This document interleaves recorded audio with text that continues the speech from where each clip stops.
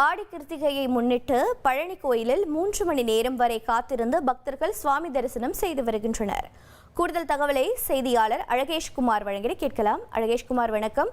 பக்தர்கள் எவ்வளவு நேரமாக காத்திருக்கிறார்கள்? அவர்களுக்காக செய்யப்பட்டிருக்கக்கூடிய சிறப்பு ஏற்பாடுகள் என்னென்ன? பக்தர்களின் ஆரவாரம் எப்படி இருக்கிறது? முருகனின் 3ஆம் படை வீடான பழனி முருகன் கோவிலில் ஆடி மாத கிருத்திகை மற்றும் விடுமுறை நாள் என்பதால் பழனி முருகன் கோவிலில் தற்போது பக்தர்கள் குவிந்துள்ளனர்.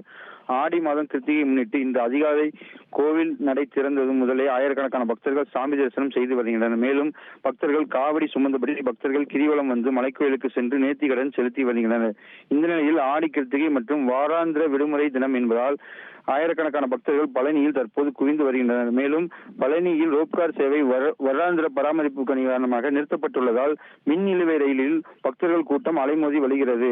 மேலும் படிப்பாதை வழியாக பக்தர்கள் மலைக்கோயிலுக்கு செல்ல கோயில் நிர்வாகம் சார்பில் ஏற்பாடுகள் செய்யப்பட்டுள்ளது. மேலும் பக்தர்கள் தேவையான அடிப்படை வசதிகளையும் கோயில் நிர்வாகம் செய்யப்பட்டுள்ளது. பக்தர்கள் தற்போது 3 மணி நேரம் காத்திருந்து சாமி தரிசனம் செய்து வருகின்றனர்.